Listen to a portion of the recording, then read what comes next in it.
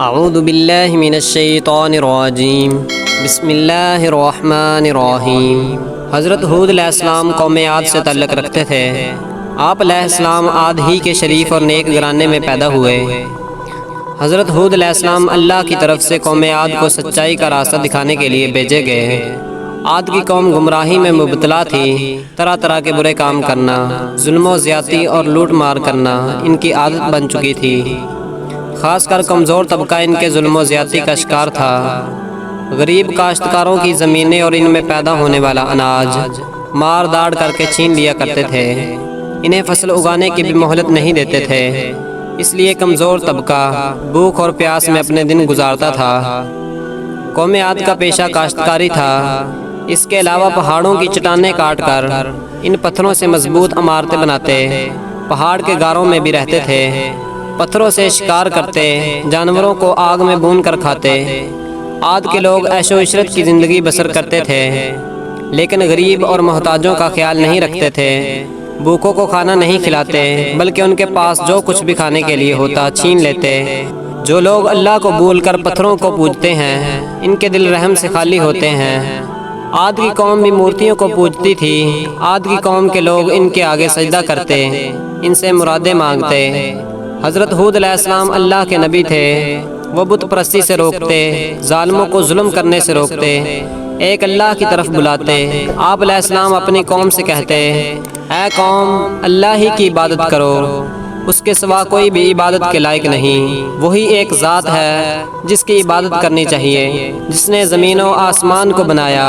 اے قوم، تمہیں کیا ہو گیا ہے کہ اللہ کو چھوڑ کر بتوں کو پوج رہے ہو؟ ان بتوں کی پوجا سے تمہیں کچھ حاصل نہیں ہوگا۔ یہ تمہاری سراسر جہالت اور گمراہی ہے۔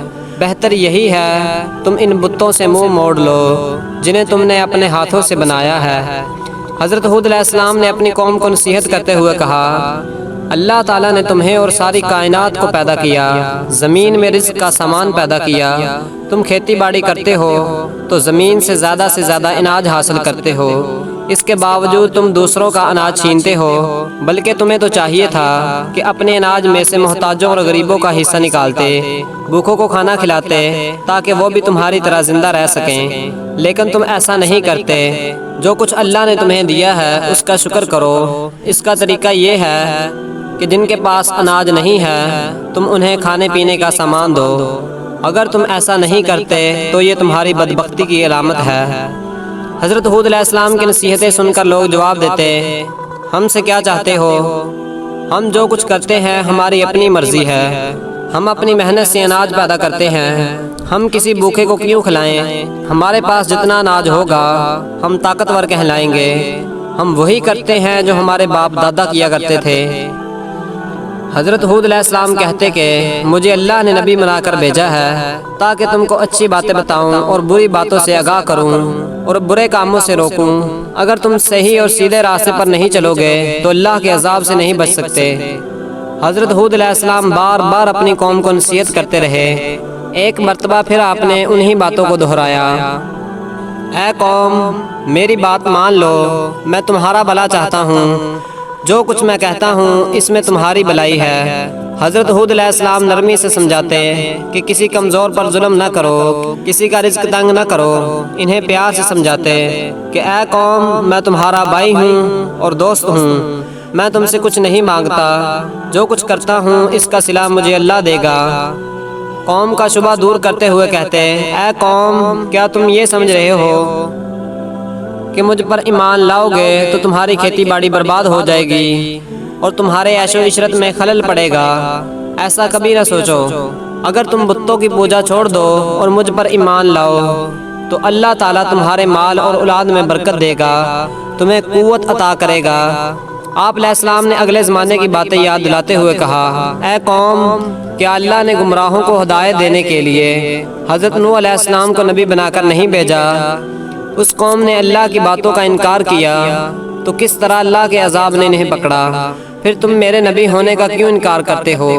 آپ علیہ السلام نے بتوں کے بارے میں فرمایا، یہ بت جسے تم اپنا معبود سمجھتے ہو یہ نہ کسی کے ساتھ بھلائی کر سکتا ہے نہ تمہیں نقصان پہنچا سکتا ہے، بلکہ تم خود اپنا نقصان کر رہے ہو۔ آپ علیہ السلام نے انہیں آگاہ کرتے ہوئے کہا، اے قوم، تمہارے جھوٹے معبودوں پر نہ میں ایمان لاؤں گا نہ ان سے ڈروں گا۔ میرا بھروسہ اللہ پر ہے جو تمہارا اور ہمارا پروردگار ہے۔ قوم عاد کے لوگ برابر نصیحتیں سنتے لیکن کوئی توجہ نہیں دیتے، ایک کان سے سنتے تو دوسرے کان سے اڑا دیتے۔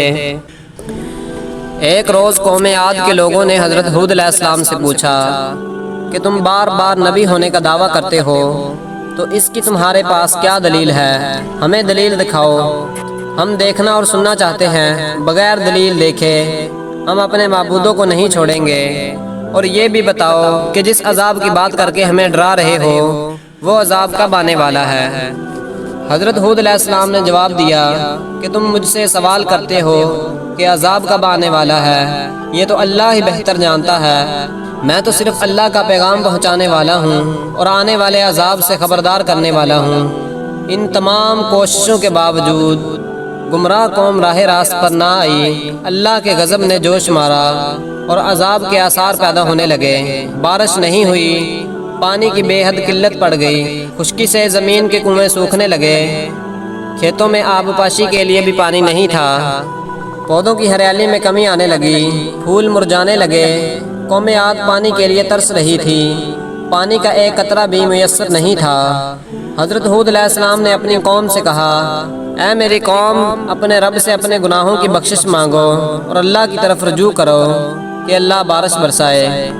نافرمان لوگوں نے کہا کہ ہم اپنے گناہ نہیں بخشوائیں گے اور تمہیں رسول بھی نہیں مانیں گے۔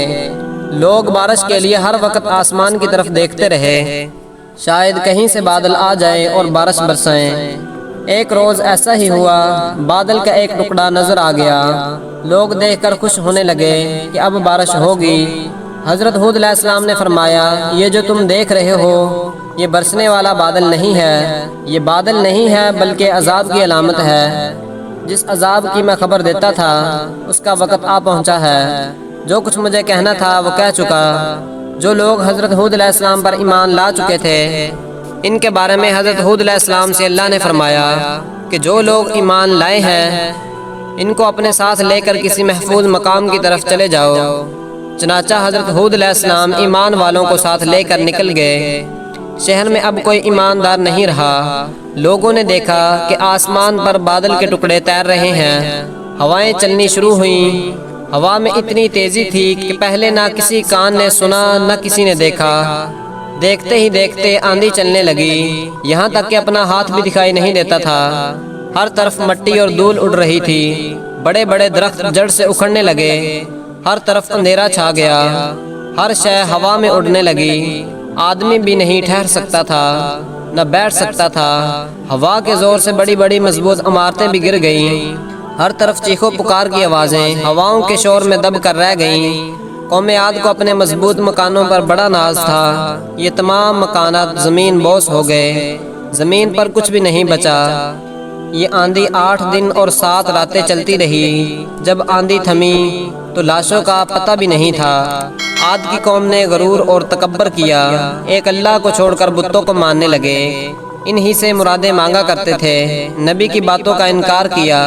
جب عذاب کے دن قریب آنے لگے تو اللہ نے نیک لوگوں کو بچا لیا، گمراہوں کو عبرتناک سزا ملی۔ عاد کی قوم کا صرف کتابوں میں ذکر پایا جاتا ہے۔ تباہ شدہ شہر کے کھنڈرات آج بھی درس عبرت دینے کے لیے زمین پر دیکھے جا سکتے ہیں۔